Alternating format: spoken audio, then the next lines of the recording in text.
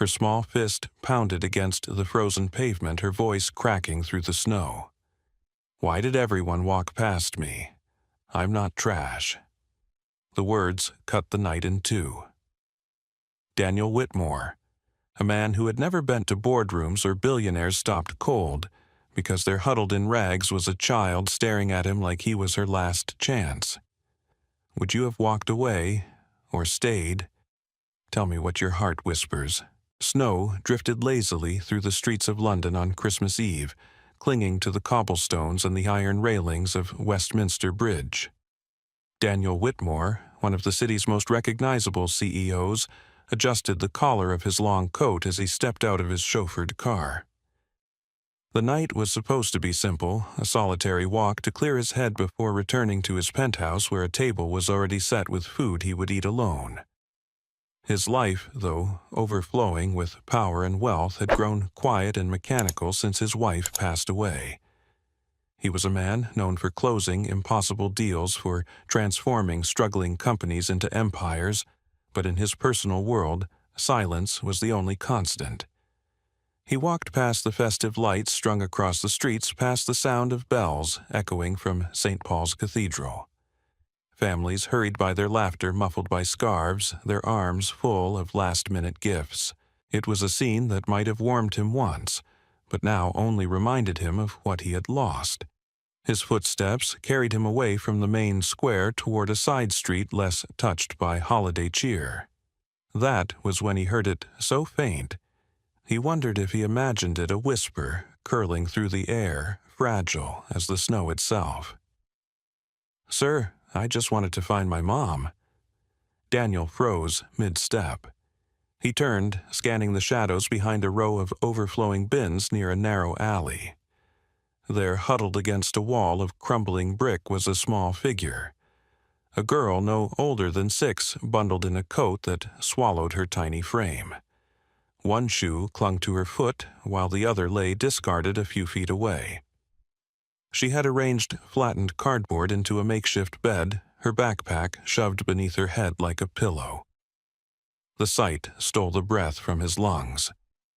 For a man who had built a fortune on predicting outcomes and calculating risk, Daniel felt suddenly stripped of control. The girl's lips trembled as she lifted her face streaked red from the cold. Her brown eyes were dull, yet determined, her voice carrying a steady rhythm of truth that most adults could not manage. "I wanted to go to the hospital where Mommy works, but I got lost. I thought maybe if I slept, morning would come." She coughed a dry, rattling sound that made her shoulders shudder. Daniel's instinct pulled him forward before his mind could catch up. He knelt down in the snow, unwrapping the wool scarf from his neck and carefully draping it around her. She flinched at the sudden warmth, then clutched at the fabric with blue-tinged fingers. "Easy, sweetheart," he murmured, his voice thick, far softer than the one investors or board members ever heard. "You're safe now. I've got you." She blinked at him, trying to keep her eyes open against the exhaustion pressing down on her. "Mommy said, if I ever get lost, go where there's light." Her gaze flickered weakly toward the glowing facade of the Whitmore International Building towering above them. "That's why I came here." Daniel swallowed hard, his throat closing around emotions he had buried for years. The child had not chosen his building at random. She had followed the beacon that symbolized power security answers. And now she was looking to him for all of it. He had built a world on numbers and negotiations, but none of that prepared him for this. He slipped one arm beneath her fragile body and lifted her carefully. She sagged into his chest, her weight alarmingly light, her breath shallow against his coat. He could feel the icy chill radiating from her skin, and panic clawed at him, panic he hadn't felt since the night his own wife's heartbeat had faltered in a hospital bed years ago. "My name is Daniel," he whispered as he tightened his hold. "What's yours?" Her lips parted, but no sound came.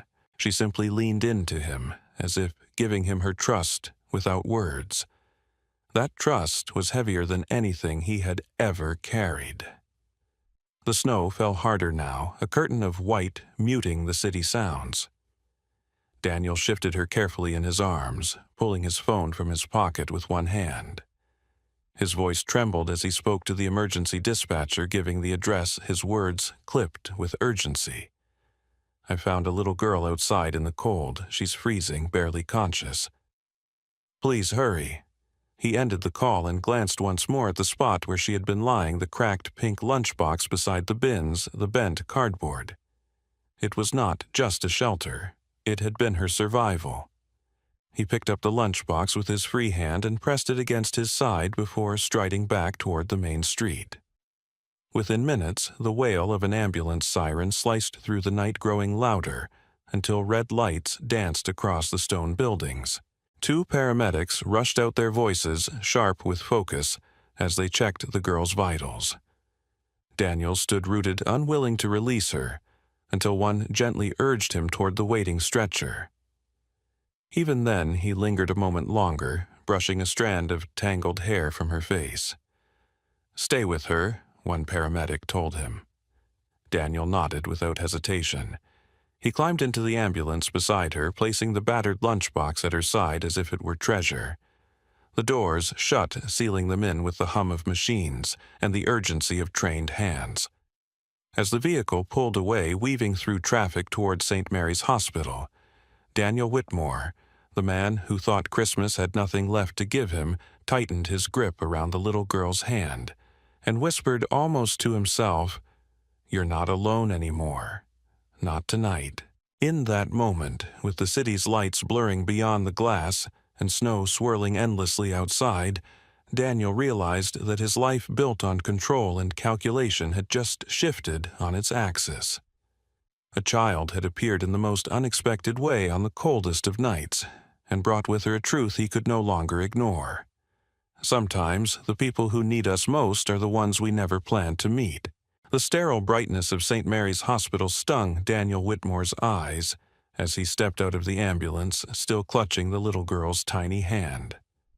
Nurses swept her onto a gurney, their voices urgent but steady, guiding her through double doors that swung open to reveal a corridor washed in white light.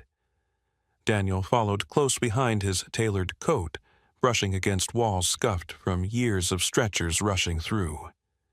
He had walked through countless boardrooms where millions hung in the balance, but here, watching a frail child disappear into a room filled with machines and sharp commands, he had never felt more powerless. The nurses spoke quickly, attaching monitors, wrapping a warm blanket around the girl, fitting an oxygen mask over her nose and mouth. The faint rise and fall of her chest reassured Daniel, but it was far too shallow. A doctor, his face lined with exhaustion from the holiday shift, turned to him. "How long was she outside?" "I don't know," Daniel admitted, his voice rough. "I found her in the cold, lying on cardboard. She was alone." The doctor's gaze softened briefly before turning back to the child. "We'll keep her stable. Severe hypothermia, malnourished too. She's dehydrated." He scribbled something on a chart, then nodded toward a chair. "You can wait here." Daniel sank into the chair, his hands curling into fists on his knees. The hum of fluorescent lights filled the silence, punctuated by the beeping rhythm of the heart monitor. His eyes refused to leave the little girl. Her face, flushed red from the cold, looked too fragile for this world. She should have been at home under a Christmas tree, not here fighting for warmth on a night meant for miracles. Minutes stretched like hours. Daniel's thoughts darted uncontrollably, colliding with fragments of memory he had kept buried. He saw his wife years earlier in a similar hospital room, the echo of her weakening heartbeat, the way he had clung to her hand as though it could anchor her to this world. And now, here he was again, holding on to a child he didn't even know, terrified of a loss he hadn't yet earned the right to feel. The girl stirred faintly, her lips moving beneath the mask. Daniel leaned forward, straining to hear, Her voice was barely audible, but the words carried weight beyond her size. Don't. Let them take me away. His chest tightened. He lowered himself beside her bed, brushing a damp curl from her forehead. No one is taking you away, I promise you, sweetheart. She opened her eyes, slightly glassy and unfocused.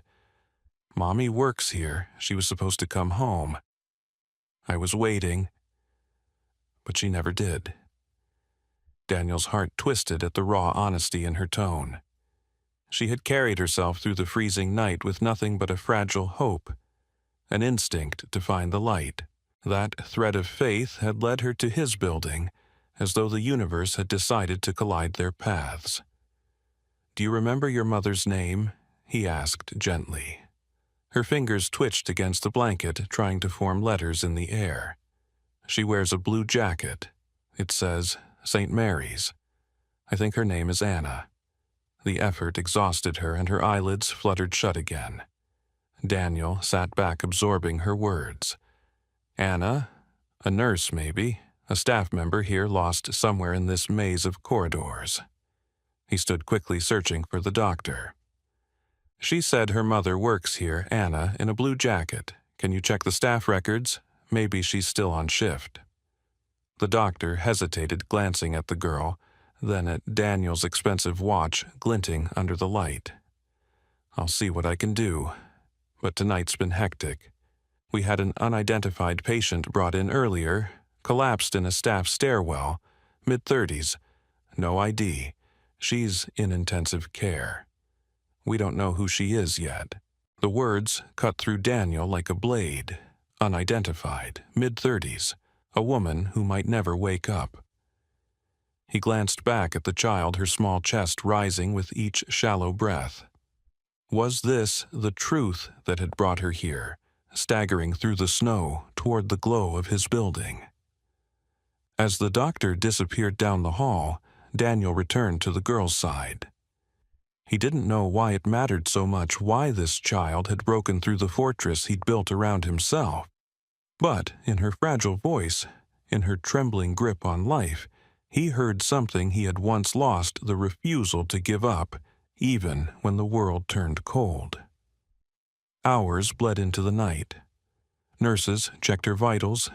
Adjusted blankets brought warm fluids through an IV.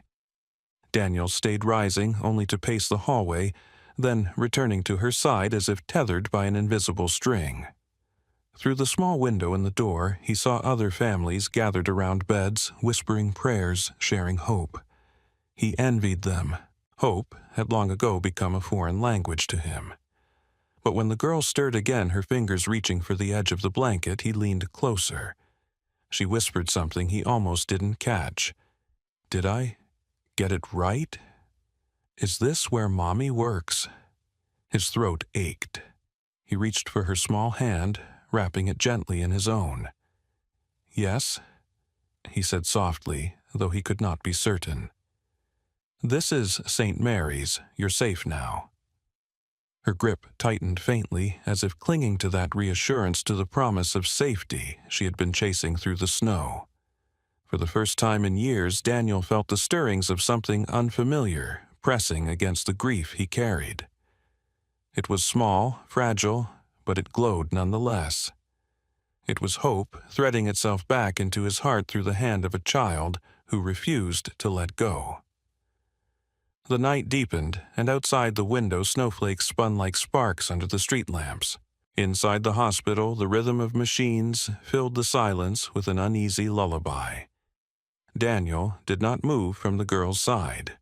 Whatever storm had led her here, whatever truth lay waiting beyond these walls, he knew one thing with absolute clarity: he would not let her face it alone. The next morning, Daniel Whitmore returned to St. Mary's earlier than he ever thought he would willingly enter a hospital.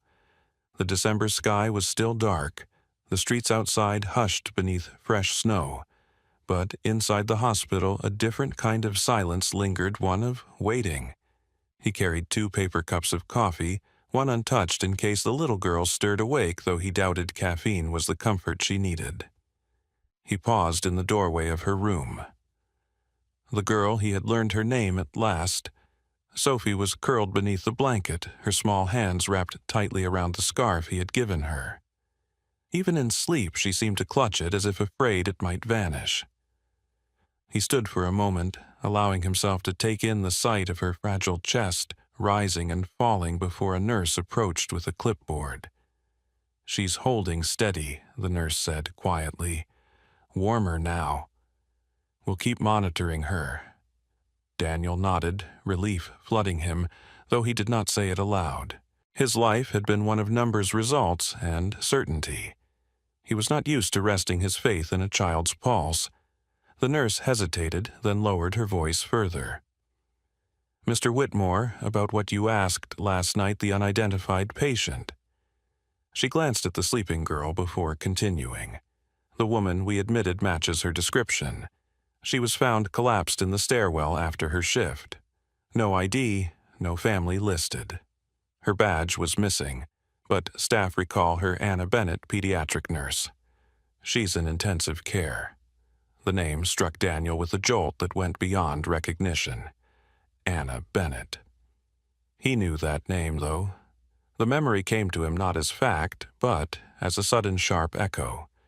He thanked the nurse, then followed her down the corridor toward the ICU. His footsteps slowed as they neared the glass doors, his chest tightening with something he had not felt in years, anticipation mixed with dread. Inside the room was dim lit only by the glow of machines and monitors. Anna lay motionless on the bed, her face pale, her blonde hair tangled across the pillow. Her hand rested limply on the blanket, a tube running from her arm. The sound of the heart monitor filled the air with a steady, fragile rhythm. Daniel stepped closer, and the memory surfaced with clarity. Years ago, in this very hospital, when his wife was in labor with their son, chaos had overtaken the delivery room.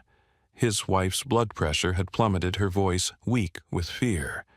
And amidst the storm there had been a nurse with calm eyes and a steady voice holding her hand, whispering reassurance, when Daniel himself had been too shaken to speak. "She's strong. So are you." Those words had anchored them until the cry of a newborn filled the room. His wife had later told him that nurse's name, Anna. Now, here she was again. Not the strong, unflinching presence he remembered, but a woman fighting for her own survival. Daniel reached for the edge of the bed, his fingers tightening against the metal rail. The irony was unbearable.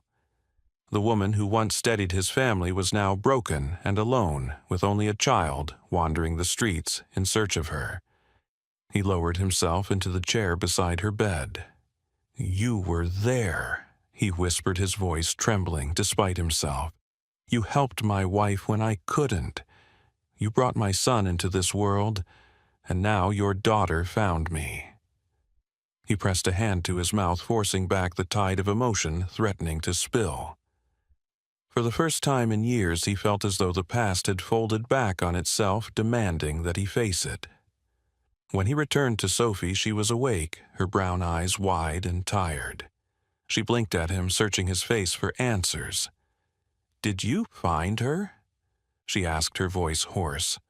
Daniel sat beside her, careful to keep his tone gentle. "I think I did. She's here in the hospital. She's very sick, but she's safe. She's not alone anymore." Sophie's lips quivered. "Can I see her?" "Not yet," Daniel said softly, stroking her hair. "The doctors are helping her. But I promise when it's time you'll be there." She nodded slowly, though tears pooled in her eyes. Daniel felt his chest ache at her quiet resilience, at the way she swallowed fear with a courage too heavy for a child. The day passed in fragments. Doctors rotated in and out, nurses adjusted IVs, social workers arrived with questions. Daniel answered what he could, his presence drawing curious glances. A wealthy CEO sitting vigil by a child who wasn't his. It was not the sort of story hospitals were used to. But Daniel didn't care. Later, in a small consultation room, a woman from social services laid a file on the table. Mr. Whitmore were required to step in. Sophie has no immediate guardian while her mother is incapacitated. If Anna doesn't regain consciousness soon, the child will be placed in emergency foster care. The words cut through him. He pictured Sophie waking in a stranger's house, stripped of the fragile thread of safety she had found. He remembered the promise he had whispered in the ambulance. "No one is taking you away." "She's not going anywhere," he said firmly, surprising even himself with the strength of his tone. "I'll take responsibility. I'll be whatever she needs me to be." The social worker studied him, pen poised above her papers. "That's not a small commitment. You'd be legally accountable until her mother recovers." Daniel met her gaze without wavering. "I understand. She came to me for help. I'm not turning away." That evening, when he returned to Sophie's side, she looked at him with a question unspoken in her eyes. He sat down, reaching for her small hand. "You don't need to worry about being sent away," he told her gently. "You'll stay here close to your mom, and I'll stay with you." She stared at him for a long moment before whispering, "Why, you don't even know me." Daniel felt the weight of the answer settle in his chest. "Because once, a long time ago, your mother helped my family when I couldn't. And because sometimes life gives us people we're meant to take care of, even if we don't expect it." Her fingers tightened around his. For the first time since he had found her in the cold, her eyes shone, not only with exhaustion, but with something else, a fragile, flickering trust. Daniel leaned back in the chair, the hum of the machines filling the silence. He thought of Anna in the ICU, of Sophie beside him, of his own son at home, waiting for a father who had spent years keeping his distance. And for the first time in years, he felt the truth pressing against him. The past was not finished with him. It was alive, staring him in the face and asking what kind of man he would choose to be now. The days that followed unfolded like pages in a story Daniel never expected to be part of. He divided his time between the hospital and his home, where his son Oliver waited with questions he barely knew how to answer. Oliver was 8, sharp-eyed and sensitive, carrying in his silence the grief of losing his mother years before. For so long, it had been just the two of them, their lives stitched together by routine. Now, without warning, another child had entered their orbit, and Daniel could feel the fragile balance of their world tilting. At St. Mary's, Sophie clung to her mother's bedside, her little hands drawing pictures on scrap paper provided by the nurses. Sometimes they were stick figures of herself and Anna under a bright sun, sometimes sketches of Christmas trees with crooked ornaments. She placed them carefully on the wall beside the machines, as if decorating the sterile room into something resembling home. Daniel watched her, struck by her determination to create joy, even in the most fragile spaces. In the evenings, when Oliver came to visit, tension clung to the boy's shoulders. He would stand in the doorway of the hospital room, watching his father bend close to Sophie, listening as Daniel read aloud from a worn storybook. It was a ritual Oliver had once cherished, but in recent years those moments had faded as Daniel buried himself in work. Now, seeing his father's voice soften for another child, jealousy tangled with the ache of longing. One evening, after Sophie had drifted to sleep in the small cot beside her mother, Oliver lingered in the hallway. Daniel stepped out and found him leaning against the wall, fists shoved in his coat pockets. "You used to read to me," Oliver said quietly, his eyes fixed on the floor. Daniel felt the words hit him like a blow. He crouched down, searching his son's face.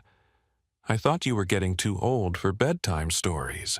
"I wasn't," Oliver replied, his voice breaking with emotion he tried to hide. "Not really." A silence stretched between them, filled with the weight of things left unsaid. Daniel reached out, placing a hand on his son's shoulder. "I can read to you again. Tonight, if you want. Every night if you ask. That hasn't changed, Oliver. You're still my first thought." Oliver swallowed hard, his gaze finally lifting to meet his father's. "Then why do you look happy again?" "You smile more, with her, with them." Daniel's throat tightened. He took a steady breath. "Because Sophie reminds me of you when you were smaller, brave, curious, stronger than you realized. And because her mother, she has no one else. Helping them doesn't mean loving you less. It just means our world might be bigger than I thought it could be." The boy was silent for a long moment, then whispered, "I don't want to lose you." "You won't," Daniel said firmly. "Not ever. You and I, we're a team. That will never change." That night, back at their townhouse, Daniel kept his promise. He pulled the old storybook from Oliver's shelf, its spine frayed from years of use, and read aloud beneath the glow of the bedside lamp. Oliver curled closer than he had in years, his eyes closing as the familiar words carried him into sleep.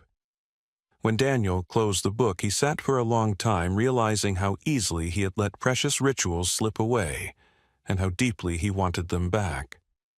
At the hospital, Christmas morning dawned with pale light spilling across the windows.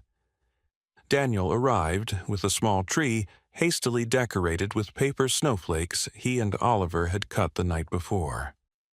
Sophie's eyes lit up when she saw it, her laughter filling the room with a sound that seemed to push back the hum of machines. Oliver, standing awkwardly beside her, handed her a package wrapped in crumpled red paper. "It's not much," he muttered. Sophie peeled it open carefully to reveal a set of crayons and a small notebook. Her smile widened, and she threw her arms around him with sudden force. "It's perfect." Oliver stiffened, then slowly relaxed his arms, returning the hug. In that moment something shifted between them, the first fragile thread of connection weaving itself into place. Anna remained unconscious, her breathing steadier but still fragile. Each day, Daniel sat beside her, speaking softly, telling her about Sophie's drawings, about Oliver's quiet bravery, about the way the two children had begun to orbit one another like siblings, testing the shape of their bond. He didn't know if Anna could hear him, but he spoke as though his words could anchor her back to them. The nurses began calling Sophie and Oliver the Snowstorm siblings, a nickname that made Sophie beam, and Oliver roll his eyes, though he secretly carried it with pride. Together they created paper garlands for the tree, whispered stories under the blankets in the waiting room, and waited for news that Anna might wake. For Daniel, the hospital became less a place of fear and more a place of quiet transformation. He found himself arranging his work around visits, dialing into meetings from corners of the lounge, caring less about quarterly reports and more about whether Sophie had eaten breakfast or Oliver felt seen. It was disorienting the way his priorities shifted without permission, but it was also freeing. For the first time since his wife's death, he felt the stirrings of life beyond grief. One afternoon, while Sophie colored beside her mother's bed and Oliver attempted to teach her how to play a simple card game, Daniel stepped back watching them. Their laughter mingled awkward at first, then genuine. He saw in their smiles something he hadn't allowed himself to believe possible, a glimpse of family not bound by blood, but by choice, by the fragile decision to stay. Later, as the children dozed in chairs too large for their small bodies, Daniel leaned close to Anna's still form. "You once held my wife's hand when I couldn't. You carried us through a storm we thought we couldn't survive. Now, your daughter has done the same for me. I don't know if you can hear this, but if you return to her, you'll find us waiting. Not out of obligation, but because she deserves more than survival. She deserves a family." The machines hummed steadily, the only reply. Yet Daniel felt something shift inside him. He had spent years building walls, convinced that safety lay in solitude. Now, as he looked at the two sleeping children curled near the bed, he realized safety had never been the goal. Connection was. and somehow in the most unexpected way they were building it together. When the nurse dimmed the lights for the night, Daniel pulled blankets over Oliver and Sophie, adjusting them gently so their heads rested comfortably. He sat back in the chair beside Anna, exhaustion heavy but strangely welcome. For the first time in years, he didn't feel like a man defined by loss. He felt like someone standing at the edge of something new, uncertain, fragile, but undeniably alive. In that quiet room, surrounded by children who had begun to call each other brother and sister Daniel Whitmore, understood that families were not always born in the ways the world expected. Sometimes they were built out of broken nights, whispered promises, and the willingness to choose love over fear. And as the snow fell softly beyond the window, he allowed himself to believe, if only for a moment, that they were building something that might last. The room was quiet except for the steady hum of machines. Daniel Whitmore had learned to measure time by the rhythm of the monitors, the rise and fall of Sophie's breath against the silence, and the stillness of Anna's body in the bed. He had almost grown used to the waiting, the not knowing. But that morning, something changed. Anna's fingers twitched a small tremor beneath the blanket, so faint he thought he imagined it. Then her lips parted, and a single word broke the air. Sophie Daniel shot to his feet, his heart hammering. "She's here," he said, his voice breaking. "She's right here." The door opened just as Sophie hurried in, her small shoes squeaking on the linoleum. She froze when she saw her mother's eyes, half open, the faintest light flickering behind them. "Mommy!" she cried, racing forward, climbing awkwardly onto the bed. She pressed her face into Anna's chest, sobbing with relief. "I found you. I waited, like you said." Anna's arm lifted with trembling effort, her hand brushing against her daughter's hair. Her voice was fragile but steady. "You were so brave." Daniel stood back, the scene unfolding like a miracle he hadn't dared hope for. Sophie clung to her mother, whispering words between her tears.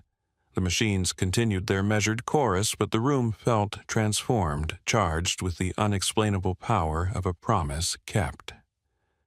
Oliver lingered in the doorway, his hands deep in his pockets. He looked unsure, caught between the instinct to leave and the pull to belong. Anna noticed him, her gaze softening even through her exhaustion. "And who is this?" Daniel placed a reassuring hand on his son's shoulder. "This is Oliver, my boy." Sophie turned quickly, her smile bright through damp cheeks. "He's my big brother now. He takes care of me when you're sleeping." Oliver blushed, glancing down at his shoes. Anna's lips curved faintly. "Thank you," she whispered, her eyes shining at the boy who had quietly stepped into her daughter's world. The days that followed were full of cautious joy. Anna's strength grew little by little, her voice steadier, her color slowly returning. Sophie rarely left her side, drawing more pictures, filling the walls with color. Oliver began to join her, sometimes reading aloud, sometimes just sitting quietly, his presence a comfort Sophie never questioned. Daniel watched them both, his chest tight with a mixture of pride and awe. One evening, Daniel carried in a small potted Christmas tree, its branches uneven, decorated with paper stars cut by Sophie and Oliver. He set it by the window where the lights of the city shimmered in the distance. Sophie clapped her hands in delight. Oliver smirked, as if pretending it wasn't special, and Anna's eyes filled with tears. She reached for Daniel's hand, her fingers weak but sure. "I thought I was meant to do this alone," she murmured. "Just survive for her. But now, you don't have to anymore," Daniel said softly. "You were never meant to carry it all alone." Sophie tugged at his sleeve, then her voice clear and certain. "Daddy Daniel, thank you for finding me." The words pierced him tender and fierce all at once. He crouched to her level, brushing a strand of hair from her cheek. "Thank you for letting me." A year later, snow blanketed the streets of London, and laughter filled the Whitmore townhouse near Hyde Park. The tree glowed with mismatched ornaments. The scent of cinnamon drifted from the kitchen, and two children sprawled on the floor unwrapping gifts with shrieks of joy. Sophie held a handmade book from Oliver, its pages filled with drawings of their journey, and she hugged him so tightly he laughed in protest. From the kitchen doorway, Anna watched her smile, radiant, her eyes full of gratitude. Daniel stepped beside her, handing her a mug of cocoa, the way she liked, with marshmallows melting on top. She met his gaze, and for a long moment neither spoke.